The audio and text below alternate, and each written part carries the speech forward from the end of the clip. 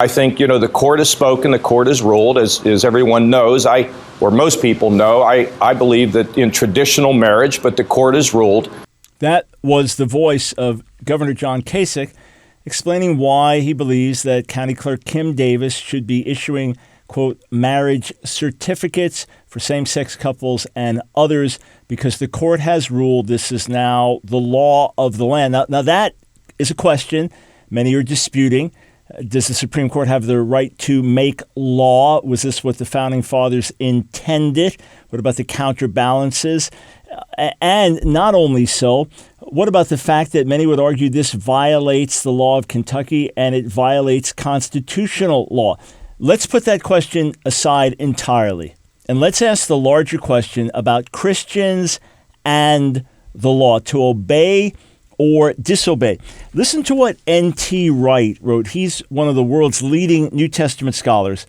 He said, the day the church can no longer say we must obey God rather than human beings, Acts 5:29, it ceases to be the church.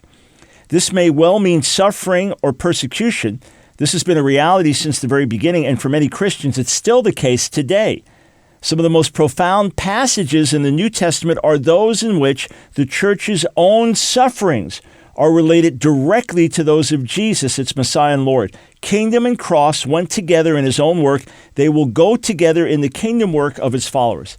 All right, right now, we're talking about a Christian in jail for her religious convictions, something that many would say is the first time this has happened to a Christian in American history. A case like this. But let's think about this for a moment. We are talking about someone being put in jail. That's bad enough. But in the ancient world, we're talking about Christians literally being fed to the lions, ripped apart by starving wild beasts. Christians made into a spectator sport. Their killing made into a spectator sport in the Colosseum, and gladiators slaughtering them. And this is what Christians face. We're talking about a whole different world, and Christians facing atrocities around the world today. Let's understand that there were times where for Christians to follow Jesus through much of our history, they had to break the law. When Peter and the apostles continued to preach in Acts 4 and 5, they were breaking the law. The Sanhedrin, the Jewish ruling council, had the authority to tell them, do this or don't do this. You say they overstepped their bounds. True, correct. And what did the believers say? Whether it's right to obey God rather than people, you decide. We're going to obey God. We're going to obey God. It's clear enough what we have to do in a case like this. The early Christians were told to sacrifice to Caesar. The early Christians were told to confess Caesar as Lord. When they wouldn't, they were tortured in the most horrific ways. They were killed in the most horrific ways. They had to say no to the law. Now, most of us know about those cases.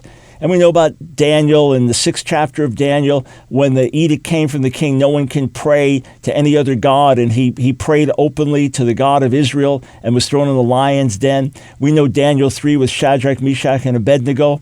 We know the account with them. And when they refused to bow down to an idol, they were thrown into the fiery furnace. We know the account in Exodus 1 with Shiphrah and Puah, the Israelite midwives that refused the edict of the Pharaoh to kill the baby boys, the baby Israelite boys as they were born. But I want to take you back to something in church history we often forget about. In the ancient Greek and Roman world, infanticide was widely practiced. I was just reading stats that said that the tiniest percentage of the population, maybe 1 or 2% of the population, was known to have raised a second daughter at a certain point in ancient Greco-Roman history. Why? Because you only needed one daughter. Sons were more important. There was a disproportionate number of men compared to women in the ancient Greco-Roman world, which historians say was due to infanticide. What did you do? Well, sometimes you just drown the kid. Kid's born, you just hold the kid underwater until it drowns.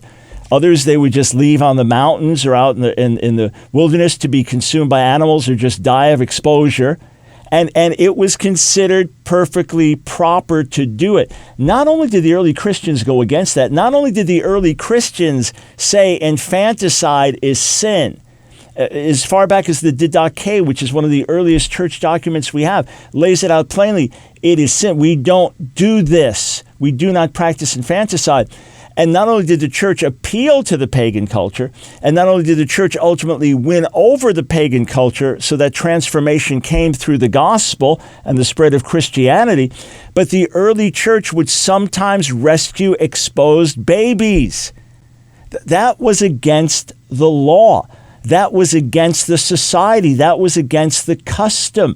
You could put yourself at risk for doing it, but they would often do that. They would give funds to help the poor, to encourage the poor to have the child and not expose it to infanticide, but they would also rescue some of these babies and then have them raised in Christian homes, raised in the faith.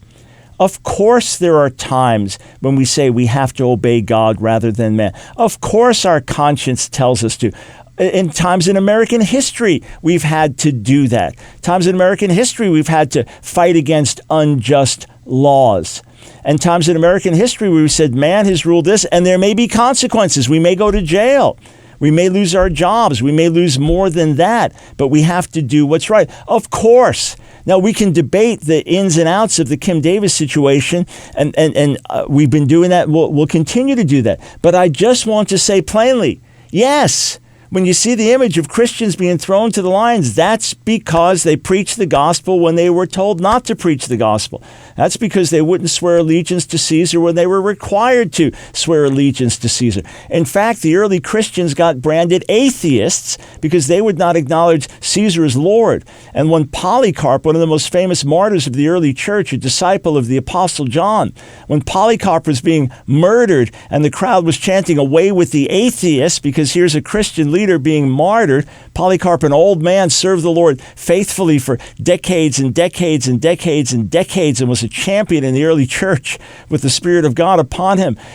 Polycarp, before his martyrdom, waved dismissively at the crowd and said, "Away with the atheists. You're the atheist denying the one true God." Friends, our counterculture calling runs deep, not in disobedience and rebellion, but in obedience to the highest authority. It's a biblical tradition. It is a rich Christian tradition.